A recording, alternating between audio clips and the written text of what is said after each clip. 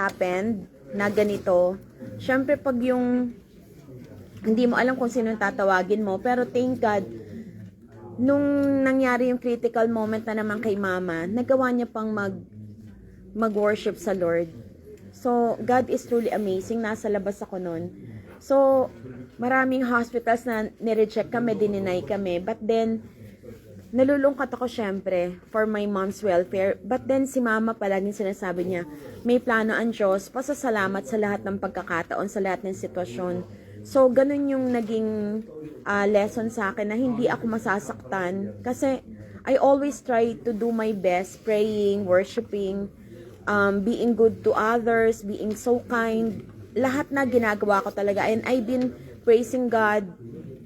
Parang yung wala ngang stop na pray without ceasing. Yung ganon. So, nagiging question ko sa Lord, Lord, bakit nangyayari pa yung mga ganitong bagay? But then, nung nangyari na naman yung moment the other day kay mama na sobrang critical, sabi ko, Lord, hindi na ako magpe-pray ng mapapagod ako. I'll just pray simply na alam ko naman na didinggin mo yung panalangin, lalo na palaging bigay sa akin na verse yung delight yourself unto the Lord and He will give the desire of your heart. Ano nga ba yung ano nun? Anong verse nga ba yun? Delight yourself unto the Lord and He will give the desire of your heart. So, palaging yan yung binibigay sa akin na verse. So, I do believe na, sabi nga ni Mama, pag talagang dinedelight mo yung self mo sa Lord, paano ba natin i-delight yung sarili natin sa Lord? Siyempre, we should align kung ano yung will or purpose ng God sa buhay natin. Hindi yung pray tayo ng pray, but then God's image and likeness hindi makikita sa buhay natin or sa sarili natin. So, I always pray to God na, Lord God, please give me the fruit of the Holy Spirit that you may be seen in me, your image and likeness, makita sa akin, at hindi ako mahihiya na humingi sa'yo. Kasi, di ba, marami sa atin, malakas ang loob na humingi, but then hindi tayo nagpa-follow sa kalooban ng Diyos. So, sa akin lang, para naman maging malakas ang loob natin at hindi tayo mahiya sa Diyos, we should always try to walk in holiness and yung kalooban ng Diyos talaga. Mahirap pero kailangan. So, yun lang. Okay, thank you. Happy New Year to all. Pastora Alin.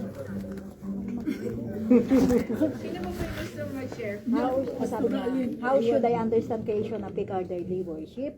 So kasi, keep in mind na hindi lang tayo create ng Lord para dyan, para umupo lang. Likewise, handito ka sa church, hindi ka lang create ng Lord, hindi ka lang dinala ng Lord sa church para umupo ka lang dyan. Amen. May purpose siya.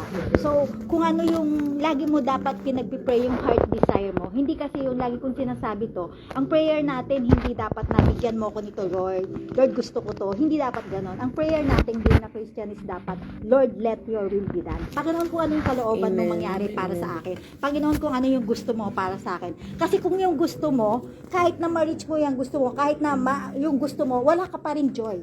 Kasi magkaiba po yung joy at saka yung happiness. Tandaan po natin na magkaiba yung joy and happiness. So, ang ano ko lang po is, create tayo ng Lord kasi may purpose siya. May purpose siya sa buhay mo, may plano siya sa buhay mo. At kailangan isik natin kung ano yung purpose. Hindi lang po, nandito ako Lord, nag-church naman ako every Sunday eh. So okay lang na hindi na ako maki-join sa worship, okay lang na no. May purpose si Lord. Kaya dinala ka ng Lord dito kasi may mas maganda siyang plano. At gusto kanyang dalhin sa higher level. Hindi pwedeng first step ka lang. Kailangan i-reach mo yung pinaka-highest level na gusto ng Lord na maging lalakaran mo na kasama siya. Amen. Thank you po. Si ano daw po, ito si Sister Gail.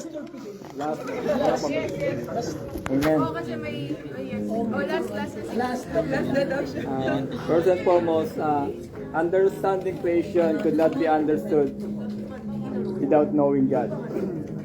Amen. Amen. Hallelujah. And as of now, a lot of things that are not yet discovered. Amen.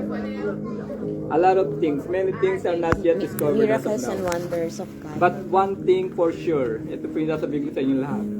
The greatest discovery in human history is to know God, that He is the author of our destiny. Amen. Amen. That's all. Sige, mag-close na po tayo. Ako na yung mag-pray. Thank you Lord for this day, the first worship of this year. Salamat po, magkakasama kami lahat na parang to glorify your name.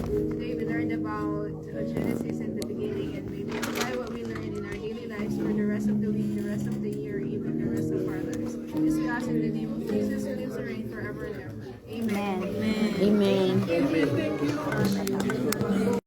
Oh, sige po, sige po.